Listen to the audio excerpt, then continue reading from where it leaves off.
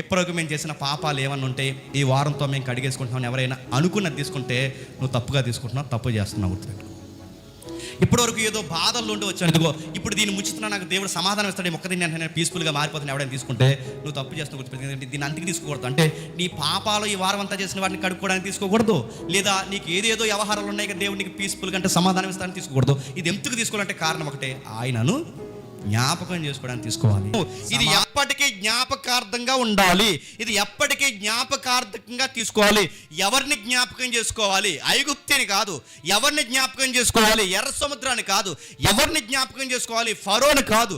ఎవరిని జ్ఞాపకం చేసుకోవాలి? ప్రభు అన్నాడు, నన్నే జ్ఞాపకం చేసుకోవాలి. ఏమని జ్ఞాపకం చేసుకోవాలి?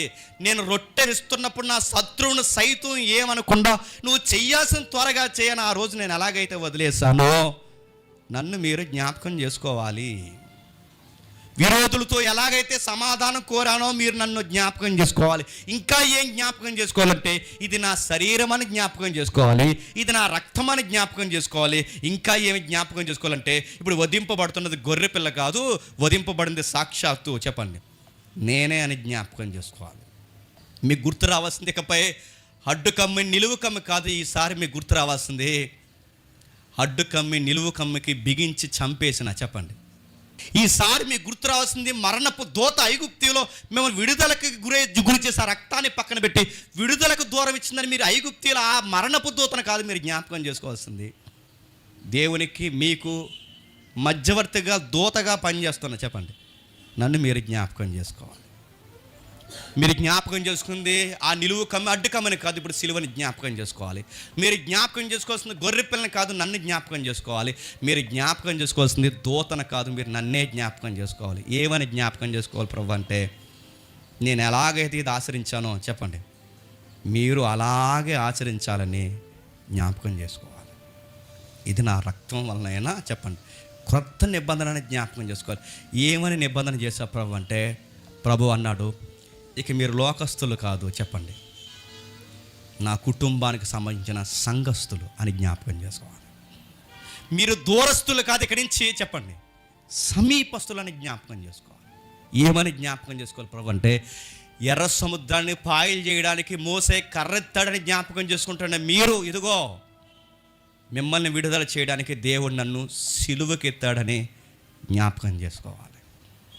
ఏమని జ్ఞాపకం చేసుకోవాలి ప్రభు అంటే, పౌలు ద్వారా ప్రభు అంటున్నాడు ఇదిగో ఈ రొట్టెని విరుస్తున్నప్పుడు ఈరోజు పులియని రొట్టె మేము విరుస్తున్నామని మీరు జ్ఞాపకం చేసుకుంటున్నారు, కానీ ఈసారి నన్ను జ్ఞాపకం చేసుకుంది ఇది పులియని రొట్టెని జ్ఞాపకం చేసుకున్నప్పుడు పాపం లేని మనసు కుమారుడు, ఏమాత్రం పులియని మనసు కుమారుడు, ఏమాత్రం పాపం లేని మనసు కుమారుడు మన నిమిత్తము పులిసిన రొట్టెగా మారిపోయి, మన నిమిత్తము పాపిగా మారిపోయి, మన నిమిత్తము పాపాత్ముడిగా ఏలాడిపోయి మన కోసం చనిపోయాడని ఈ రొట్టెను చూసినప్పుడు జ్ఞాపకం చేసుకోవాలి.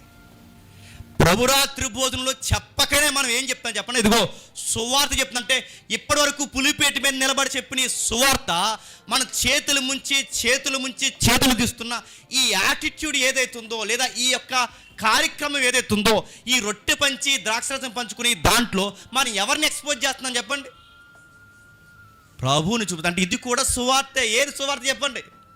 రొట్టె చెప్పండి. ద్రాక్షరసం తీసుకోవడం కూడా ఒక సువార్త. అంటే ఇప్పుడు కొత్తోడు ఇప్పుడు వచ్చి కూర్చుంటే ఇదేంటని అడిగితే ప్రభు ఇలాగే రొట్టెలాగే నలిగిపోయి చనిపోయాడట, ప్రభు ఇలాగే ద్రాక్షరసంలాగా రక్తమంతా కాచాడట. వీళ్ళ దేవుడు వీళ్ళ కోసం చెప్పండి చనిపోయాడట, చనిపోయి వీళ్ళతో చెప్పండి నిబంధన చేసుకున్నాడట. అది జ్ఞాపకం చేసుకోవడానికే చెప్పండి ఇది చేస్తున్నారట అని వాడికి ఇండైరెక్ట్గా ఒక మెసేజ్ ఇస్తున్నాం మనం, ప్రాక్టికల్గా చూపిస్తూ. అలా సువార్తను ఎక్స్పోజ్ చేసిన ప్రభురాత్రి భోజనాన్ని ఏం చేశారట, చప్పగుందని ఒకడు చెప్పండి, రొట్టె గట్టుకుందని ఒకడు. ఇంకా విషయం చెప్పనా, ఎక్కడ వినబడ్డది ఎక్కడ నీట అడగండి, వాళ్ళు చేస్తున్నారండి, వాళ్ళు చేస్తే తిన్నాను ఒకడు. నీకు ఎవరు చేయాలి? బుజ్జిగా లేపులో ఉన్నాడు చేయాలి, నీకు ఎవరు చేయాలని అడుగుతున్నాను నేను, నీకు ఎవరు చేయాలని అడుగుతున్నాను. వాళ్ళు చేస్తే చేయను అంటే ఈ ఎలకాలకు పడదు ఇడికి. అందుకని ఈ రొట్టె ఎవరిది అనుకుంటున్నాడు? సన్నాసిగాడు చెప్పండి, వాళ్ళది అనుకుంటున్నాడు. నీకు ఏమర్థమవుతుంది అడుగుతుంది. ఇది ప్రభురాత్రి సంస్కరణ అన్న సంగతిని మర్చిపోతే నేనేం చేయాలి? నిన్నేమనాలి? ఏం చేయాలి? ముందు నీకు బలహీనత రావాలి, ఆ తర్వాత చెప్పండి మారకపోతే రోగం రావాలి, ఇంకా మారకపోతే జ్ఞాపకార్థ కూడా కట్టాలి నీకు, అంతే. ఇక అరే ప్రభురాత్రి భోజనం అది ఏమనుకుంటున్నావు దాని గురించి నువ్వు? అరే నీ పస్కా కన్నా సీరియస్ అండి. పస్కా గుర్తుపెట్టుకోండి, పస్కా ఆచరించకపోతే రాత్రికి రాత్రి శవాల కోసం మోగింది. కానీ ఇది సీరియస్గా పాటించకపోతే షరతుల ప్రకారం ఏంటి చెప్పినా ఆప్షన్ ఇస్తాడు, మారావా సరే సరే, రెడ్ ఆప్షన్ ఇస్తాడు, మారావా సరే సరే. ఇక మారకపోతే ఊరు కాదు, సంఘం కాదని అడుగుతున్నాను, మొత్తం దీన్ని ఎవరైతే తప్పుగా పాటిస్తారో మొత్తం వాళ్ళకాడైపోద్దని గుర్తుపెట్టుకోండి. ఆ రోజు వాళ్ళు పాటించకపోతే చనిపోయారన్నది ఎంత వాస్తవమో ఇది సరిగ్గా పాటించిన వాళ్ళు కూడా చెప్పండి చచ్చిపోతారన్నది కూడా అంతే వాస్తవం.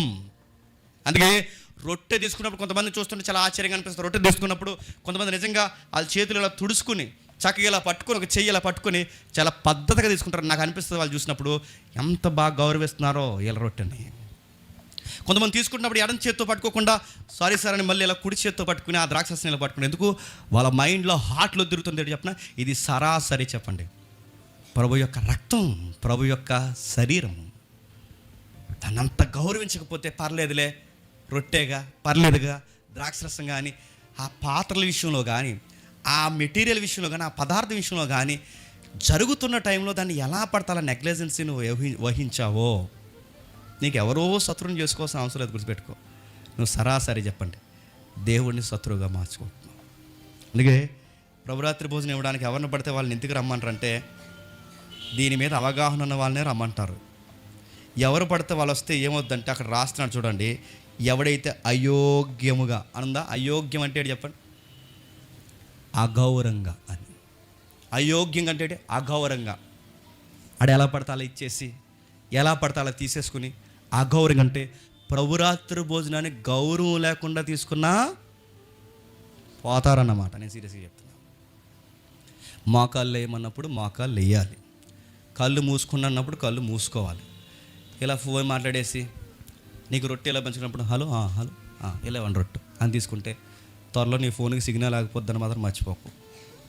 నేను సీరియస్గా చెప్తున్నాను. ఆ 2 నిమిషాలు 10 నిమిషాలు నీ ఎద ఫోన్ ఆపే. ఏదైతుందో ఎవడైనా మాట్లాడతారే అవన్నీ మాట్లాడదాం అని చెప్పు. అటు ఇటు చూడటమో నేనే తీసుకుంటున్నాను ఇంకెవరైనా తీసుకుంటున్నారు ఈ వారం మానేశారు ఈ ఎదవ చెకింగ్లన్నీ మానే. నువ్వు ఏదైతే చేసావు మోకాళ్ళు వేసావు సరాసరి నువ్వు కళ్ళు మూసుకొని నీ కుడి చేతిని ఎత్తి చూపించండి అని చెప్తాం. నీ కుడి చేతిని మాత్రం ఎత్తు. తెచ్చిన సంఘ పెద్ద అయినా సేవకుడు నీ చేతిని ముడతాడు, ఆ చేతిని ముట్టంటే ముట్టుకో. నీ ఫోకస్ నీ మైండ్ ఇంకెవ్వరి మీదకి పోనవకు. నీ మైండ్ అలా ఒకటే, అమ్మో ఇప్పుడు నా చేతుల్లోకి చెప్పండి ప్రభు శరీరం వచ్చింది, ఇప్పుడు నా చేతుల్లోకి ఆయన రక్తం వచ్చింది. ఈ విషయంలో నేను చాలా జాగ్రత్తగా ఉండాలి. ప్రభు నేను ఏమైనా సమాధాన పడాలా, సమాధాన పడుతున్నాను, నువ్వు ఇస్కరియోతు యోధాని ఈ కార్యక్రమంలో క్షమించావంటే నేను కూడా క్షమించాల్సిన ఎవరు నేను ఉంటే నన్ను జ్ఞాపకం చేయి. రెండోది ప్రభా నీ సిలువని జ్ఞాపకం చేసుకుంటున్నాను, నీ త్యాగాన్ని జ్ఞాపకం చేసుకుంటున్నాను, శత్రువులను సైతం క్షమించిన నీ యొక్క త్యాగాన్ని నేను జ్ఞాపకం చేసుకుంటున్నాను, శత్రువునైనా నన్ను క్షమించవని నేను జ్ఞాపకం చేసుకుంటున్నాను, నువ్వు నాతో నిబంధన ఏర్పరచవని నేను జ్ఞాపకం చేసుకుంటున్నాను. ఈ రొట్టె విరుస్తున్నాను, ఈ ద్రాక్షరసాన్ని తీసుకుంటున్నాను. గొడవలు సంశయాలు ఇబ్బందులు సమస్యలు ఏమున్నా సమాధాన పడతానని చెప్పండి, మాటిస్తున్నానని అప్పుడు చెప్పండి. రొట్టె ద్రాక్షరసం తీసుకోవాలి. ఇక రొట్టె ద్రాక్షరసం తీసుకున్నారట, ఆ గేటు గడికి వెళ్ళాక అన్నారట నాడు ఇంటికి వెళ్ళాక చూసుకుందాం అన్నారంట. గొప్పగానే ఆచరిస్తున్నారు ఇవన్నీ. ఇక్కడే రొట్టె ద్రాక్షరసం తీసుకున్నారు, దాటిన వెంటనే అన్నారట చూసుకుందాం సాయంత్రం అయ్యాక అన్నారట. ఇవన్నీ అడుగుతాను. వీళ్ళందరూ త్వరలో పోతారండి, సంఘంలో ఎక్కువ రోజులు ఉంటారు. ఎవరు ఈ ప్రభురాత్రి భోజనంలో బాధ్యత లేనివారు, క్షమాపణ లేనివారు, పాల్గొని లేనివారు ఎవరైతే ఉన్నారో వీళ్ళందరూ నేను మళ్ళీ చెప్తున్నాను, త్వరలోనే కోరి ఏం తెచ్చుకుంటున్నారు చెప్పండి, శిక్షకు చెప్పండి పాత్రులుగా మారిపోతున్నారు.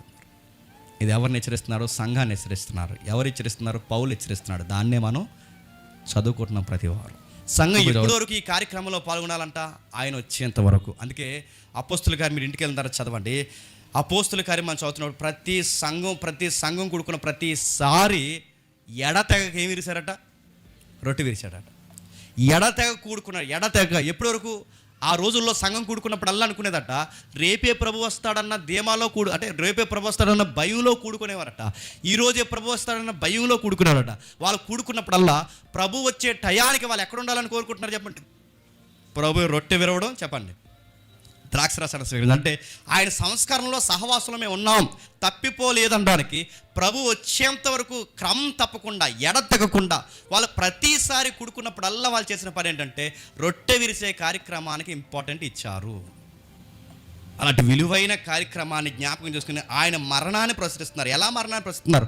రొట్టె విరిచి ద్రాక్షరసం తీసుకున్నప్పుడు ఎలా మరణాన్ని ప్రసరిస్తున్నారంటే, ఎవడైనా కొత్తోడు వస్తే లేదా జ్ఞాపకం చేసుకుంటే ఈ రొట్టె విరవడం ఏంటి, ఈ ద్రాక్షరసం ఏంటని వాడు ఎవడైనా అడిగితే దేన్ని ప్రసరిస్తున్నారు చెప్పండి?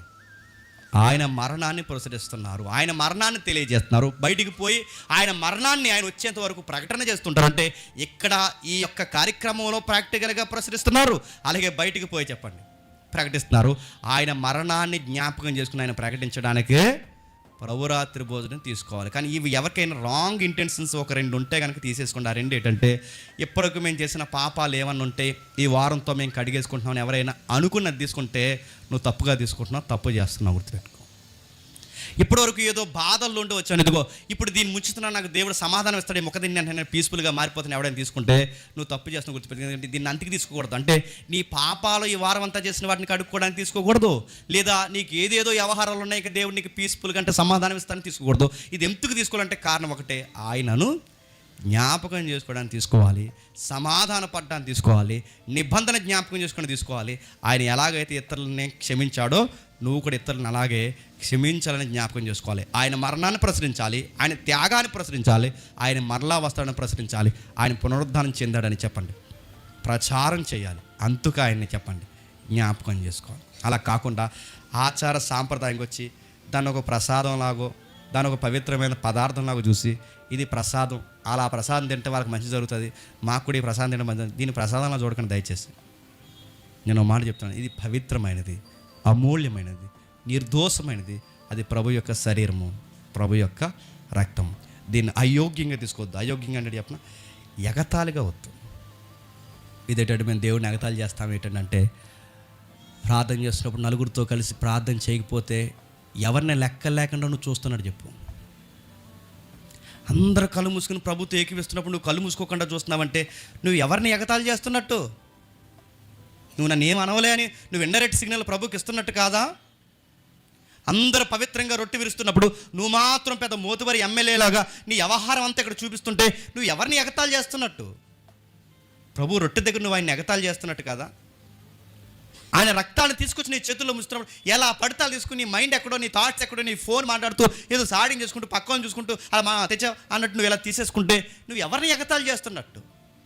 నేను అడుగుతున్నాను, సరాసరి దైవసుతుని ఎగతాళి చేస్తే దేవుడు ఊరుకుంటాడా?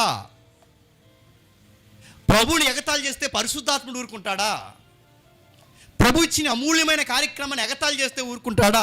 సాయంత్రానికి నడుతున్నాను, సాయంత్రానికి ఏదో ఒక నీరసం నీకు వస్తుందో లేదో నాకు తెలియదు, కానీ మొత్తం మీద నీకు నీరసం వస్తుంది, జబ్బు పడతావు. ఇది బయట వాళ్ళకి ఎంతగా ఉండొచ్చేమో, కానీ నేను మాత్రం చెప్తున్నాను, నాకు అర్థమైన వాక్య పదలో త్వరలో సావును కొని తెచ్చుకుని పోతావు. ఇది దయచేసి చెప్పుకోకండి. మీరు మెడికల్ టెంపర్లో డాక్టర్ ఈ కారణం వల్ల, డాక్టర్ రకరకాల కారణాలు చెప్పినాయి, దాని అసలు వెనకాల దాని కారణం ఏంటి చెప్పినా, నువ్వు ప్రభురాత్రి భోజన విషయంలో ప్రతిసారి నిష్టం వచ్చినట్టు నువ్వు నెగ్లెక్ట్గా ఉంటున్నావు. అందుకే దీని విషయంలో జాగ్రత్త. సంఘాన్ని మెచ్చుకున్నాడు పౌలు గారు, మీరు ఇలా ఉంటే నేను మెచ్చుకోను, మీరు ఎక్కువ మేలు కన్నా కీడే చేసుకుంటున్నారు, ఇది ముంచకపోతే బాగుంటారు, మీరు చేతులు పెట్టకపోతే బాగుంటారు, ఇలాంటి మైండ్ సెట్తో మీరు పాల్గొంటే మీరు ఎక్కువ కీడు తెచ్చుకుంటున్నారు. కీడంటే ఏంటి? రోగాలు తెచ్చుకుంటారు, సావులు తెచ్చుకుంటారు, ప్రమాదాలు తెచ్చుకుంటారు. నేను సరిచేయలేని కార్యక్రమం ఇది, నేను సరిచేయలేను. మిమ్మల్ని ఎవరు సరి చేస్తారంటే చెప్పండి, ప్రభువే సరి చేస్తాడు. ఎలా సరి చేస్తాడు? అలా తీసుకోకూడదు నాన్న, ఇలా చేయకూడదు అని చెప్పడం. ఆయన ఏం చెప్తాడంటే ఎలా సరి చేస్తాడు? నీరసం ఇస్తాడు, రోగం ఇస్తాడు, వినకపోతే చెప్పండి తీసి పడేస్తాడు. అప్పుడప్పుడు కొంతమంది సేవకుడి మీద కోపగించి, ఇదిగో నీ మీద మేము కోపగించని చెప్పి ప్రభురాత్రి భోజనం తీసుకోరు కొంతమంది, తెలుసా?